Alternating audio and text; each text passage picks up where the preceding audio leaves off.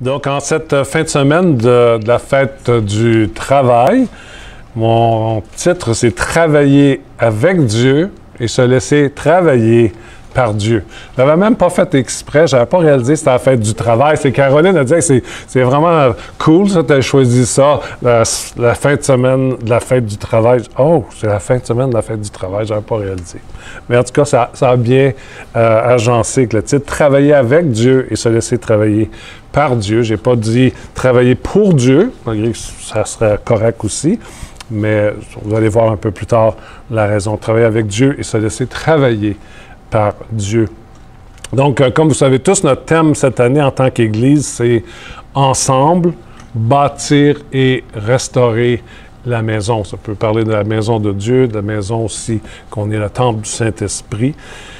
Et dernièrement, on a particulièrement adressé le sujet de ne pas oublier le grand mandat, de ne pas oublier la grande mission, comme ils disent en anglais, « The Great Commission », que Jésus-Christ nous a laissé avant de partir de cette terre, dans Matthieu 28, 19, puis dans Marc 16, 15 à 18, d'aller vers les non-croyants et de leur annoncer l'Évangile, afin qu'ils ne deviennent pas juste des croyants, pas juste des personnes qui sont sauvées, mais devenir des disciples de Jésus-Christ, qui puissent aussi en former d'autres, et de prier pour les malades, chasser les démons, en utilisant aussi les dons surnaturels que Dieu nous a donnés. Et donc, alors qu'on développe notre marche spirituelle personnelle avec Dieu, chacun de nous, et qu'on aide les autres aussi dans l'Église à le faire, nous ne devons jamais oublier l'appel sur chaque croyant, de façon différente, de faire connaître Jésus-Christ et que cette proclamation soit parfois accompagnée aussi par des signes et des prodiges. Ensemble, nous travaillons à bâtir la maison de Dieu qui est constituée, j'aime bien ce terme-là, de pierres vivantes. Quelqu'un avait dit dans une église, moi j'aime bien le fait qu'on soit des pierres vivantes et pas des briques vivantes. Des briques, c'est tout pareil. Hein? Il n'y a pas de différence. Mais des pierres, chaque pierre est différente. Et quand on voit des maisons qui étaient bâties en pierre, plus autrefois, on voyait toutes les différences de chaque pierre. Et quand c'était monté ensemble, la beauté de ces pierres qui étaient différentes les unes des autres. Donc, dans 1 Pierre 2,5, il dit « Approchez-vous de lui, alors vous aussi, comme des pierres vivantes, vous servirez à construire la maison de l'Esprit Saint, ou, dans certaines versions, vous aider à bâtir la maison de Dieu. » Donc, nous avons donc, entre autres, le double mandat de bâtir la maison de Dieu et aussi de l'agrandir de nouveaux croyants qui s'ajoutent à l'Église et qui deviennent à leur tour des pierres vivantes aussi. Mais aussi de restaurer les vies qui sont brisées au sein même de la maison de Dieu, au sein même de l'Église. Et du même coup, parallèlement, donc on bâtit et on rénove, on pourrait dire, la maison de Dieu. Il y a quelques dimanches passés, j'ai parlé d'être aux aguets, d'être éveillé, d'être à l'écoute de Dieu, d'observer autour de nous les besoins des gens pour ensuite faire des gestes de bonté à leur égard, guidés évidemment par le Saint-Esprit. Et ceci peut parfois toucher les cœurs de ces personnes-là. Ésaïe 50, verset 4 dit « Le Seigneur l'Éternel m'a donné une langue exercée pour que je sache soutenir par la parole celui qui est abattu. Il éveille chaque matin, il éveille mon oreille pour que j'écoute comme écoute des disciples. » La semaine dernière, alors que j'ai écrit ça, on a un tableau dans notre cuisine, j'ai écrit ça sur le tableau avec une craie, je change des fois de passage ou de citation pour pouvoir vraiment être encouragé, que je venais de terminer d'écrire cette citation d'Ésaïe 50, d'être aux aguets, d'avoir l'oreille éveillée comme des disciples. À 10 heures le soir, ça sonne à notre porte. Et puis, c'est un voisin qui est venu sonner à notre porte, un voisin qui ne vient pas souvent à notre porte, ça, j'étais un peu surpris. Puis, il y avait une bouteille de vin dans les mains. Je me demandais, bon, OK, bienvenue, entre. Et puis, il venait emprunter mes câbles à booster. Parce qu'il déménage, il déménage en Floride, et puis il avait mis sur Marketplace toutes sortes de choses à vendre. Et il y avait 2 minivans, c'était des hommes d'origine marocaine qui venaient d'acheter les meubles. Mais une fois qu'ils ont acheté les meubles, une de leurs minivans ne partait plus. La batterie était trop faible, plus capable de démarrer. Je cherche mes câbles partout, je ne les trouve pas. Du coup, l'idée, je vais utiliser ma carte CAA. Hein? On a droit à 4 dépannages. J'ai dit, je ne sais pas combien j'en ai, mais je vais l'utiliser. Fait que j'appelle CAA pour venir booster leur véhicule. On a dû attendre 30 minutes, c'est rare, habituellement c'est plus court que ça. Et puis, j'ai eu le temps de dire, en parlant, parce qu'on était sur la rue, sur le bord de la rue, puis on parlait tous ensemble, les gens, nos voisins, les Marocains qui étaient là, j'ai pu leur dire que je suis allé au Maroc, mais aussi que j'étais pasteur dans une église. Alors que mon voisin, il me remplissait mon verre de vin. Et sa femme qui était découragée avec tout ce qui se passait, avec le déménagement, il y avait une pression et tout, avait les larmes aux yeux et tout. Et puis, de ma bouche, comme le texte dit, pouvoir brièvement l'encourager. Pourquoi je dis ça? Pourquoi que j'ai donné cette anecdote-là? C'est pas pour me péter les bretelles, comme on dit en québécois, pour que les gens disent « Ah, oh, ce Yves, il est tellement... il a tellement de facilité avec les gens, il est tellement à l'écoute de Dieu. Oh, j'aimerais tellement être à l'écoute de Dieu comme lui. » C'est pas du tout l'idée, parce que je suis pas toujours à l'écoute de Dieu. Et ça, j'avais pas beaucoup de choix, ça avait été projeté. C'est juste parce que tu voulais avoir la bouteille de vin. C'est parce que je voulais avoir la bouteille de vin, exactement.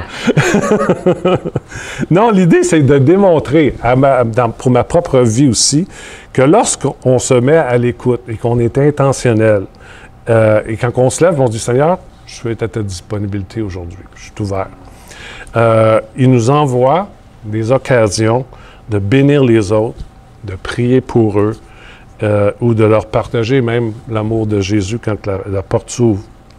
Évidemment, ça demeure un grand défi pour chacun de nous, il ne faut pas se leurrer. Quand on parle de grande mission, du grand mandat, on peut parfois réfléchir puis nous dire que nous avons tant de choses à guérir et restaurer dans nos vies personnelles avant d'aller vers les autres pour leur partager l'Évangile. Je ne sais pas si ça vous a déjà passé dans la tête, mais moi oui. Ou pourquoi leur offrir un Évangile dont nous sommes à l'occasion, même perplexes, qu'on peut changer tant que ça dans nos vies personnelles. Et toutes ces choses-là viennent dans notre tête. Nous avons aussi peut-être discrètement perdu notre fougue, notre passion pour Dieu et l'Église, et on accomplit nos actions strictement par routine, par obligation, par habitude, ou pour ne pas décevoir les autres. Et ce n'est pas nécessairement mauvais en soi, mais c'est juste ça qui nous anime, qui nous fait avancer. Je me souviens de nombreuses années passées. Chaque année, on recevait au moins une centaine de jeunes. Je travaillais avec Jeunesse en mission et c'était en collaboration avec Opération Mobilisation. On recevait une centaine de jeunes un peu partout. À Montréal, ça s'appelait Opération Ninive. Et puis, entre autres, il y avait de l'enseignement qui était donné, mais aussi, moi, j'étais en charge pour l'évangélisation et en charge pour l'action sociale. En plus d'enseigner les groupes, on les faisait partir par petits groupes et vraiment mettre en pratique dans la ville toutes ces choses-là. Et je me souviens d'une année en particulier, un été, où c'est que j'étais... Ma batterie, là c'était à mon tour, ma batterie était complètement flat, à terre. Elle avait besoin d'un boostage. Et j'étais là à parler aux gens d'évangélisation et d'action sociale. Et c'est la dernière place que je voulais être à ce moment-là, parce que c'était comme... Ma foi était... Elle volait pas tellement haut. J'étais comme découragé, j'étais tanné. Et j'aimerais vous dire que ça a bien fini cet été-là, puis que j'ai été renouvelé. Non, j'ai continué malgré toutes ces émotions et toutes ces choses-là. Mais à un moment donné, quelques années après, j'ai pu être renouvelé. Mais on passe tous par des moments comme ça, puis on continue malgré tout, un peu comme on pourrait dire sur le pilote automatique. Hein?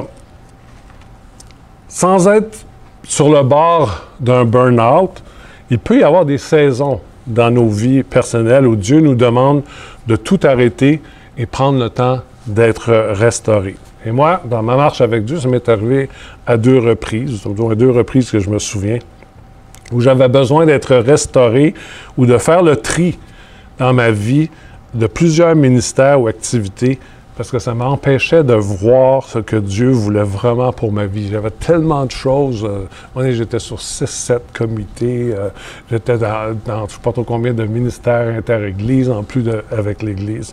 Et je fonctionnais bien avec ça. C'est pas que j'étais complètement dépassé ou sur le bord du burn-out, mais j'ai eu besoin de faire un genre de triage. Parce que j'ai une tendance naturelle à l'activisme.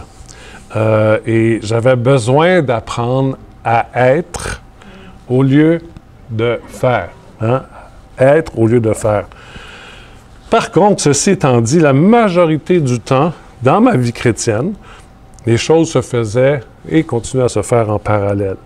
Je bâtissais la maison de Dieu en proclamant l'Évangile, tout en prenant le temps, en même temps, parallèlement, de laisser Dieu me travailler, de laisser Dieu me restaurer, de me guérir, parce que je traîne encore des bébites. Et je vis des fois encore des temps de doute ou des temps de vulnérabilité, de scepticisme.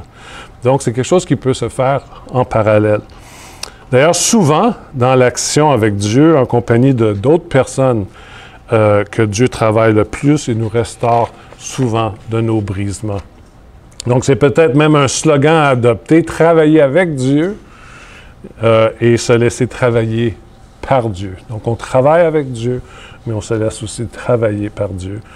Comme le terme de cette saison, de cette année, bâtir la maison et restaurer la maison.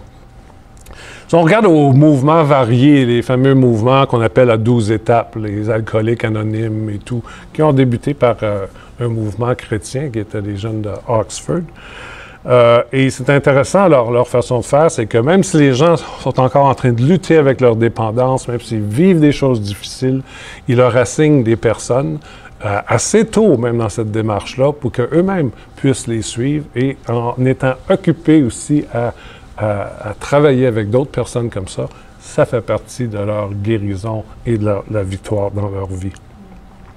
Donc, même si dans les dernières années, c'est les évangéliques, nous disons souvent qu'il vaut mieux être que de faire, et je suis entièrement d'accord avec ça, mais je crois aussi que faire nous aide à être aussi, lorsque nous continuons de servir, malgré ce qu'on peut vivre à l'intérieur de notre tête ou dans notre cœur. Donc, c'est un paradoxe, comme il y en a beaucoup dans la marche chrétienne, d'être actif, mais dans le repos, d'être actif, mais dans une atmosphère de repos intérieur. Bâtir la maison de Dieu, c'est entre autres de s'engager dans la mission envers les autres, mais ça ne signifie pas qu'on doit aller sur la rue, qu'on doit tous aller sur la rue ou aborder des parfaits étrangers. Il y a des gens qui le font, je l'ai fait pendant plusieurs années. Donc, nous bâtissons aussi la maison de Dieu, je crois, par nos bons comportements. Quand on laisse Dieu nous transformer, par nos bons comportements en tant que chrétiens qui rendent la maison de Dieu invitante pour ceux et celles qui sont non convertis. Quand nous sommes des chrétiens restaurés par le Saint-Esprit et actifs à bâtir, nous donnons le goût de Jésus aux autres, nous créons une bonne atmosphère, une bonne réputation à la maison de Dieu et on acquiert aussi une certaine sagesse et un discernement dont les autres ont besoin. Donc, s'engager à bâtir la maison de Dieu et d'y ajouter d'autres pierres vivantes peut se faire chacun à sa façon et selon ses dons et talents. Donc, usons de créativité afin de bâtir tous ensemble sans fausse culpabilité. Chaque membre de la maison de Dieu, du corps du Christ, a ses fonctions autant dans l'Église qu'à l'extérieur de l'Église. On est tous des pierres, pas des briques, tous des pierres vivantes. Et pour revenir à la question de la restauration, si nous sommes présentement dans une situation, on peut l'être, je ne connais pas où vous êtes à l'intérieur de votre tête, de votre cœur, mais si nous sommes présentement dans une situation de lassitude, on est las, ça fait longtemps qu'on marche des fois avec Dieu, mais il y a comme une lassitude, un décrochage à l'intérieur, un découragement, ou des blessures non guéries qui remontent toujours à la surface, qui nous empêchent d'avoir le désir de bâtir et de se projeter aussi vers l'extérieur. Donc, je peux vous dire que si vous êtes dans une situation comme ça, il y a de l'espoir. Okay? Dieu est avec nous, il n'est pas contre nous ou déçu par nous en nous tournant le dos avec un dédain, dire « Ah, où c'est qu'il est dans sa tête, où est-ce qu'elle est dans sa tête. » Il comprend notre nature humaine. Jésus-Christ, lorsqu'il a marché sur cette terre, a vécu toutes sortes, je suis persuadé, parce qu'il dit qu'il a été tenté en toutes choses, il a passé par toutes sortes d'émotions aussi qu'il a pu passer en tant qu'être humain. Mais comme dans toute chose dans la marche chrétienne, je crois qu'une des choses les plus importantes, c'est d'être honnête et transparent. D'être honnête et transparent avec Dieu et avec soi-même. Ne pas prétendre ou se trouver des excuses. Je donnais l'exemple du mandat de la mission à l'extérieur. De faire une prière comme qui suit. « Seigneur, je sais que c'est bon d'accomplir ceci et de partager ma foi avec d'autres et de prier pour eux. C'est bon d'accomplir des actes de bonté, mais ça ne me tente pas du tout. Ça ne me tente pas partout. J'ai pas le goût. Je suis à plat. Je suis pas là dans ma marche. Je suis pas là dans ma tête. Ou Seigneur, je veux pas le faire de ma propre force. J'ai pas le désir de le faire. Mais si tu insistes, accorde-moi une grâce toute spéciale. Je ne peux rien faire sans toi. » Peut-être que ça peut être déboussolant, une telle prière. Oh boy, c'est quoi cette affaire-là? Mais Dieu, quand on s'ouvre de façon honnête et transparente à lui, on ouvre une place, on laisse une place au Saint-Esprit de venir travailler dans notre vie. Une telle attitude, je crois, de franchise permet au Saint-Esprit d'agir et nous libère d'une attitude de performance où des fois on est dans une sorte de déni dans notre marche avec Dieu. C'est la même chose que quand nous péchons. Hein? Il faut être honnête avec Dieu et même lui dire que ça ne nous tente pas parfois de nous débarrasser de certains péchés, surtout des petits péchés mignons. Hein? On appelle les petits péchés mignons, des choses qui sont là, mais on aime garder. Vaut mieux dire, Seigneur, ça ne me tente pas. Mais fais-le dans ma vie. Ne pas prétendre avec Dieu, être honnête, lui dire, lui avouer que l'on ressent vraiment ce qu'on ressent même envers lui et envers les autres. Toujours, évidemment, avec respect. Si notre foi est en défaillance, il faut lui dire. Ou de répéter cette fameuse citation dans les Évangiles, dans Marc 9, 24, où un homme a dit, quand Jésus a parlé de foi, un homme a dit, « Seigneur, je crois, mais aide-moi à croire. » Seigneur, je crois, mais aide-moi à croire. Et combien d'entre nous, c'est souvent comme ça, on a pu, même si on ne l'a pas dit, si on ne l'a pas avoué, c'est un peu une prière qui monte de notre cœur. Seigneur, je crois, mais aide-moi à croire, parce que j'ai de la misère aussi. Je n'ai pas une foi totale, je n'ai pas une foi complète. Psaume 32, versets 3 à 5, dans Parole de vie. « Avant, je ne reconnaissais pas mes torts. Je me plaignais toute la journée. Et mes forces s'en allaient. Nuit et jour, ta main pesait sur moi et j'étais faible comme une plante brûlée par le soleil. » C'est toute une expérience là, qui décrit. « Mais je t'ai fait connaître mon péché, je n'ai pas caché ma faute. J'ai dit, j'avouerai mes fautes au Seigneur. Et toi, tu as enlevé le poids de mon péché. » Ceci s'applique, je crois, non seulement au péché comme tel, mais à tout ce qu'on ne veut pas avouer au Seigneur au niveau de ce qu'on nous sommes. Et qui, pourtant, on a un Dieu qui n'attend que notre franchise, notre honnêteté pour agir dans nos vies puis rétablir cette relation d'amour qu'il a. Et on le voit constamment dans les psaumes. Si on regarde David, qui dans tous ses états, toutes ses émotions, des fois tu te dis, il va craquer, là, il va exploser, il n'est plus capable, puis après, il met sa confiance en Dieu. Dieu vient et agit. Je reviens à l'idée de bâtir la maison de Dieu dans le contexte d'aller vers les non-convertis et simultanément laisser Dieu nous restaurer. Donc, travailler avec Dieu et se laisser travailler par Dieu. On passe tous certaines saisons difficiles dans notre marche avec Dieu et Dieu nous aime, je le répète, Dieu nous aime tout autant même dans nos périodes de doute, même dans nos périodes de scepticisme ou les périodes de gros nuages noirs qui nous font perdre notre passion pour Dieu et son Église. Ce sont des choses qui arrivent et qui sont normales. Par contre, toujours avec le par contre, ou bien mais, par contre, le danger, c'est de déconnecter discrètement d'avec Dieu et de camper dans ce lieu de dissatisfaction pour toujours et de s'installer là à long terme. Demeurer dans l'Église, mais demeurer aussi dans cette attitude de continuelle insatisfaction et de cynisme qui vient, qui nous gruge et qui nous détruit. D'ailleurs, c'est pourquoi il est bon, lorsqu'on vit des choses difficiles comme ça, d'être accompagné par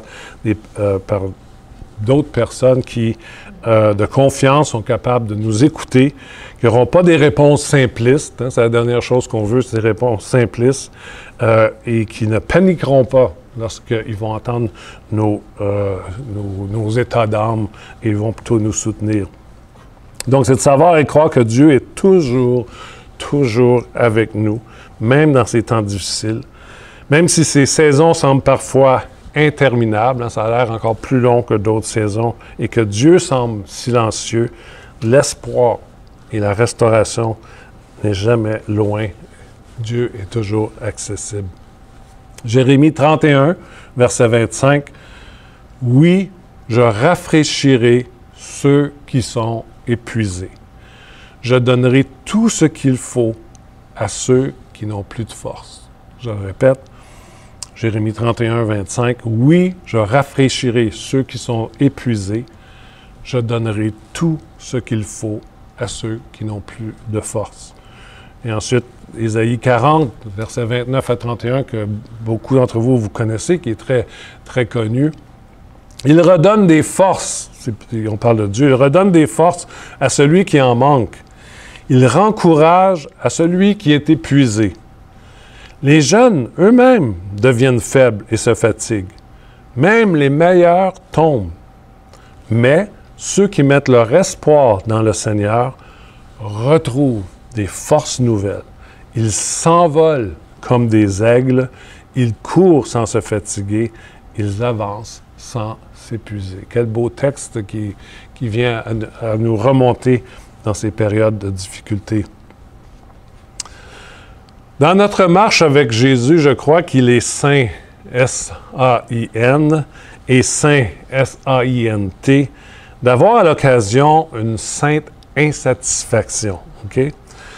De ne pas vouloir s'asseoir de façon passive et de se contenter du strict minimum, sachant que le Saint-Esprit a plus en réserve pour nous. On a un désir qui est particulier. Il y a une saine et sainte insatisfaction. De savoir que nous n'avons pas à nous arrêter là où nous sommes, rendus en tant qu'Église ou en tant qu'individu, et de ne pas toujours faire les choses comme on l'a toujours fait, parce qu'on l'a toujours fait comme ça dans le passé. Mais cette sainte et saine insatisfaction, qui a animé d'ailleurs de nombreux réformateurs, des révivalistes, des innovateurs dans l'Église, doit être faite dans une attitude d'amour pour Jésus et un amour pour son Église, un amour aussi pour les non-croyants. Et pas d'une façon agitée, d'une façon hautaine, impatiente, ou d'une colère condescendante envers les autres, ou d'accusation envers l'Église, parce que l'Église de Jésus-Christ n'est pas supposée être là où elle devait être. Donc, une saine et sainte insatisfaction qui nous propulse dans un plus grand amour pour Dieu, puis un plus grand amour pour les autres, et qui met en nous un feu de passion qui donne envie aux autres d'avoir davantage de ce Jésus que l'on connaît si bien. Quelqu'un qui est constamment négatif, qui critique tout, qui est cynique et qui demeure dans une insatisfaction chronique. On peut passer par des périodes comme ça, mais dans une insatisfaction chronique, n'aide pas à bâtir la maison de Dieu ou de la restaurer. Crée de façon maladroite, peut-être pas toujours de façon logique, mais elle crée une atmosphère qui est plutôt décourageante envers les autres. Donc, la personne veut animer, veut voir l'Église de Jésus-Christ changer, veut voir une restauration, mais elle fait tout le contraire parce que les gens, ils sont plutôt découragés par le négativisme. Donc, de vivre des moments d'insatisfaction, de vivre des moments de frustration, de sainte colère et douleur est normal et ça a la possibilité de nous faire avancer, mais d'y camper et d'y demeurer enlève la joie de servir Dieu et les autres. Donc, nous sommes appelés à bénir et non à maudire. Nous sommes appelés à faire une différence concrète et pratique au lieu de seulement critiquer ce qui ne va pas. Si c'est dans ces derniers temps, vous vous sentez comme avec un gros nuage noir qui vous cache le soleil et la lumière de Dieu, comme je l'ai dit tout à l'heure, sachez que derrière ce nuage, le Seigneur est là. Et il est là vraiment tout proche. Et cette tempête, peut-être, qui vous menace, est temporaire. C'est toujours bon à savoir. Parfois, on ne peut pas empêcher la pluie et la tempête d'arrêter, mais on peut se mettre à l'abri. Le soleil et la pluie sont deux éléments essentiels pour notre monde, mais quand il y en a trop, ça peut devenir désagréable et même dans certaines situations catastrophiques. Personnellement, j'aime le soleil et la pluie, mais pas trop. Et surtout la pluie que j'ai plus de misère avec. Que je trouve désagréable quand elle me tombe dessus. Mais la semaine dernière, il y a eu une soirée où la pluie, je ne sais pas si vous vous souvenez, vous avez peut-être remarqué ou pas, si vous étiez dehors, vous êtes fait arroser, vous vous en souvenez. Mais dans la soirée, la pluie a tombé de façon torrentielle. Là, j'étais à l'intérieur, puis j'écoutais, hey, qu'est-ce qui se passe? Je suis sorti, puis sur notre balcon en avant, on a un petit abri. Et je me suis assis sur le balcon pour admirer cette pluie-là qui tombait. Puis la bonne odeur de la pluie qui tombe sur le gazon et tout, la fraîcheur qui s'en dégageait, le bruit, l'odeur qui me calmait. Pourquoi que j'ai vécu ça? Parce que j'étais à l'abri. Si j'avais été pris à m'en revenir chez moi et que j'aurais marché, j'aurais moins apprécié ça. Mais là, j'ai eu le temps de m'asseoir et d'apprécier ça et d'être plus relax parce que j'étais à l'abri. Dans ces moments de difficulté et de détresse ou de lassitude ou de cynisme, nous pouvons littéralement trouver un refuge et un abri en Dieu. Après mon expérience de pluie sur mon balcon, j'ai lu ces deux versets suivants que j'ai trouvés très significatifs. Ésaïe 4, verset 6. Ésaïe 4, verset 6. « Il y aura un abri pour donner de l'ombre contre la chaleur du jour, pour servir de refuge et d'asile contre l'orage et la pluie. » Je répète. Il y aura un abri pour donner de l'ombre contre la chaleur du jour, pour servir de refuge et d'asile contre l'orage et la pluie. Et ceci, c'est la part de Dieu. Notre part, c'est de se mettre sous son abri. Et plus loin, dans Ésaïe 32, versets 2 et 3, ça nous parle que nous pouvons aussi, par nos vies et nos paroles, devenir des abris, des lieux de refuge pour ceux affligés par la tempête. Donc, Dieu est notre abri. Nous pouvons aussi devenir, par Dieu, un abri pour d'autres. Et c'est suivi d'Ésaïe 32, versets 2 et 3. « Chacun sera comme un abri contre le vent, comme un refuge contre la pluie, comme l'eau qui coule dans le désert, comme l'ombre d'un gros rocher dans un pays chaud. » J'ai beaucoup aimé ce passage-là, que oui, on peut se mettre sous l'abri du Très-Haut, mais on peut devenir aussi un abri pour d'autres. Donc, ma conclusion, continuons ensemble, parallèlement, à bâtir et restaurer la maison de Dieu, travailler avec Dieu et se laisser travailler par Dieu. Et pour ça, j'ai dit travailler avec Dieu et pas travailler pour Dieu. C'est qu'on est en collaboration avec lui. C'est qu'on recherche sa volonté, on cherche les œuvres qu'il a préparées d'avance plutôt que de dire « OK, il faut que je remplisse mon temps de pleine d'action pour Dieu. Il faut que je fasse des choses pour Dieu. » Donc, on travaille avec Dieu et on se laisse travailler par Dieu aussi de façon particulière. Donc, il y a une protection, un abri avec Dieu, mais il y a particulièrement une protection, un abri, quand on demeure sous le toit de la maison de Dieu. Et nous pouvons, comme j'ai dit tout à l'heure, aussi devenir une protection et un abri pour les autres. Si nous sommes dans une période de lassitude, si nous nous sentons incapables d'aller vers les autres avec l'Évangile, disons-le honnêtement à Dieu, soyons transparents avec des personnes matures et de confiance.